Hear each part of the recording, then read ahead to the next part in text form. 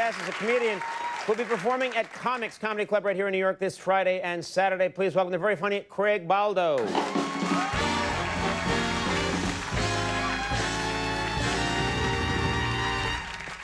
Hey, everybody. How you doing?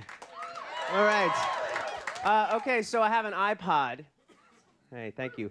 And I don't have a girlfriend. I have an iPod and not a girlfriend. I think an iPod's better than a girlfriend because 10,000 songs.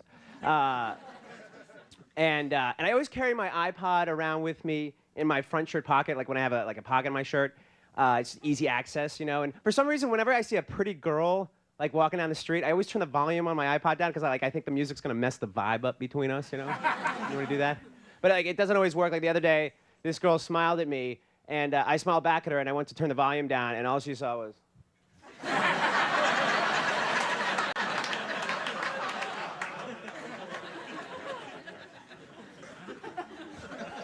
So, I have friends that like quote songs when I'm trying to have a conversation with them. Does anybody ever do that to you?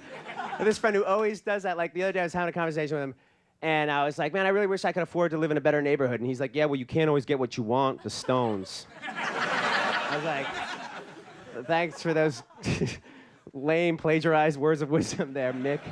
And so now just to mess with him, like when he's trying to have a conversation with me, I'll quote a song, but it won't make sense in the conversation.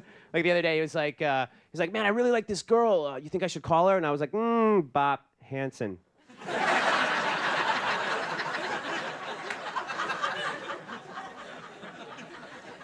Lyrics to songs, I love listening to like the lyrics to like really getting into the lyrics of songs. Like there's that, you ever listen to that Elton John song, Your Song? You know that beautiful song? I hope you don't mind. Right? Beautiful song. But there's a line in that song has always struck me as very strange. And you know the line. Elton John goes, if I was a sculptor, but then again, no. You know that line? Like he corrects himself right in the middle of the song. It's like, hey, Elton, why don't you just leave that part about being a sculptor out of the song instead of making me listen to the rough draft of your song, you know? Like, I didn't buy your greatest hit so you could just start doubting yourself and they're like, pick something you think you could be and sing about that like a florist or something. And like, yeah, I could do that. So I have one of my married friends. When I'm ever hanging out with him and his wife, he's always pointing hot chicks out to me, but he's trying to do it discreetly with his wife. So he uses an imaginary clock. You know, he's always like, dude, hot chicks, 9 o'clock. You know what I mean? And then it's up to me like to tell time spatially with my mind to figure out where the hot chicks are. And I always go to like the wrong time. I always go to the wrong time, and he'll be like, "Not your 9 o'clock, my 9 o'clock." I'm like, "Could you make it my clock, please? If I'm the one looking for the hot chicks." And so now, just to mess with him, I'll point hot chicks out to him by using an imaginary calendar. You know, I'll be like, "Dude, hot chicks, May 21st," and he'll be like,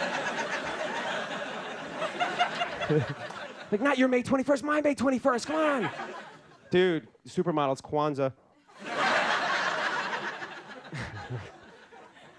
So I'm kind of a cynical single guy, but don't get me wrong. I really I hope I meet my soulmate someday. You know, I just pray to God that I like her.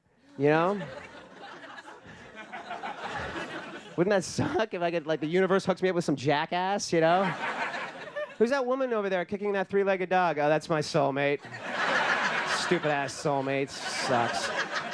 Hate my soulmate. Why is she kicking that dog? Dude, I don't know. All I know is I'm meant to be with her forever. She's my soulmate. It's a stupid-ass soulmate.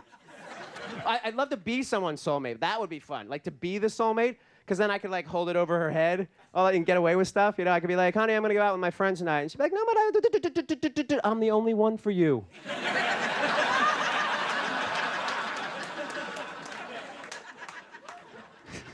Zip it, soulmate.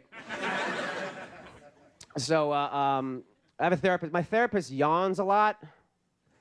Yeah, which is encouraging. Like, let it out. But he does it with his, I don't know if anybody's ever done this to you, but he yawns with his mouth closed. Like to try to hide it, like he's hiding it from me or something. But it freaks me out. Like the other day, I'm like, I tell him a story about like my passive-aggressive father, and like right in the middle of it, he's like,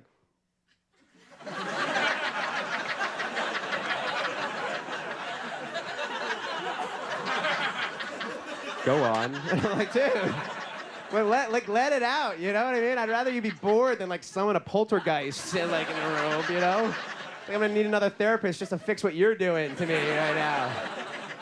All right, that's it. Thanks, guys. Thanks, everybody. Great job. Really great job. Thanks for doing it. Rick Baldo, everybody will take a break. We'll be right back.